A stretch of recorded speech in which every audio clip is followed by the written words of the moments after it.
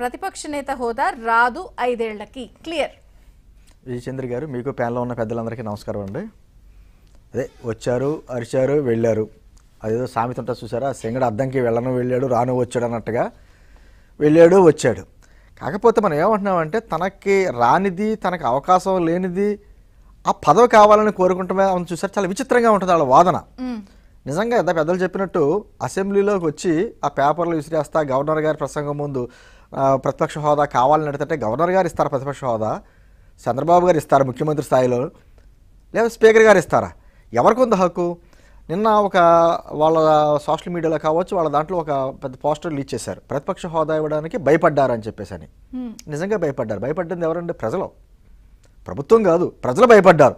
ఇతనికి ప్రతిపక్ష హోదా ఇస్తే ఎలా ఉంటుందో అనేటువంటి భయంతో 11 స్థానాలకు ఇతను పరిమితం చేశారు.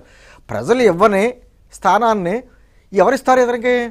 అంటే నాకు ప్రతిపక్ష హోదా ఇస్తేనే నేను మాట్లాడతాం అంటే ఒక విధంగా పలాయనం చిత్తగించినట్టు అక్కడ.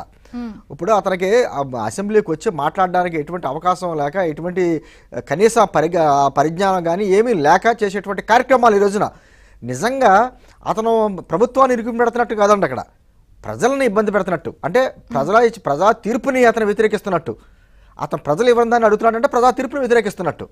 సరే, అతను నిజంగా అతనికి అవగాహన లేదా అంటే గతంలో 23 స్థానాల్లో ఉన్నటువంటి తెలుగుదేశం పార్టీని మిమ్మల్ని దాంట్లో 5 స్థానాలు లాగేస్తానంటే ఎలా ఉంటుంది మీ పరిస్థితి అన్న వ్యాఖ్యలు మనకు గుర్తున్నాయి. అంటే అతనికి తెలుసు, అంటే కేవలం ఎగ్గొట్టడానికి ఏదో వంక కావాలి. ఈ రోజున అంటే పరీక్షని రాయను కానీ నాకు మార్కులు వేసేయాలి, పైగా డిస్టింక్షన్లో పాస్ చేసేయాలి అనేటువంటి విధానం అన్నమాట. అసలు అసెంబ్లీకి రాడట, కాకపోతే అతనికి మాత్రం అనే ఇదేలా ఇచ్చేయాలంట. సరే, రానన్నవాడు నిన్న ఎందుకు వచ్చాడంటే భయపడ్డాడనే రకరకాల. నేను ఏమన్నానంటే రఘురామకృష్ణరాజు గారు కూడా ఒక విధమైనటువంటి సహాయం చేశారు. నువ్వు రా, పలానా సెక్షన్ ఉందా, రాకపోతే నీ మీద వేటు పడుతుంది అనేటువంటి చెప్పారు విషయాన్ని. సరే, నేను వచ్చినటువంటి కార్యక్రమం అది మాత్రం అసెంబ్లీ సెషన్స్లోకి రాదని చెప్పేసి అని ఓ టెక్నికల్గా చెప్తున్నారు. కాబట్టి మళ్ళీ ఇంకొకసారి రావాలి, ఏదో రోజు వస్తాడండి. ఈ రోజు కాకపోతే ఈ సెషన్లో, కాకపోతే ఏ సెషన్లో వస్తాడు. సమస్య అది కాదు. ఈ రోజున అతను చెప్పే మాటలకే చేసే పనులకి సంబంధం ఉండదు. గతంలో ఏమన్నాడంటే అతను మండలి రద్దు చేసేయాలి, మండలి వల్ల ఉపయోగం లేదు, ప్రజాధనం దుర్వినియోగం అవుతున్నాయనే మాటలు మాట్లాడాడు. ఈరోజు అదే మండలిలో మన గళ వినిపించాలని చెప్పేసి మాట్లాడతాడు. అంటే అతను చెప్పేదానికి చేసేదానికి సంబంధం లేని మాటలు మాట్లాడతాడు.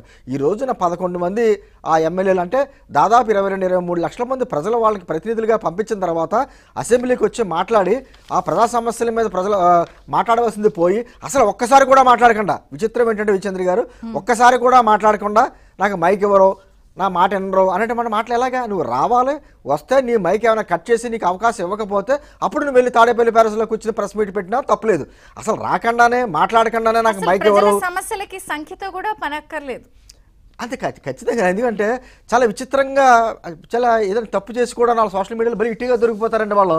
అదే జోలా సినిమాలో ఉంటే చూసారా, బ్రహ్మానందం ఏ తప్పు చేసినా చిట్టుకుని 1 నిమిషంలో దొరికిపోతాడని చెప్పేసి, అలాగే వాళ్ళకు కూడా నిన్న టెక్నికల్గా అది కాదు, నిన్నది కౌంటింగ్లోకి రాదని చెప్పి వాళ్ళకి తెలుసు.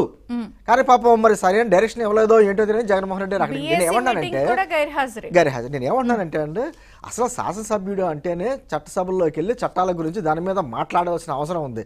గతంలో లోక్సత్తా జేపీ గారు కావచ్చు, వామపక్ష పార్టీలు కావచ్చు, వాళ్ళ 1-2 స్థానాలు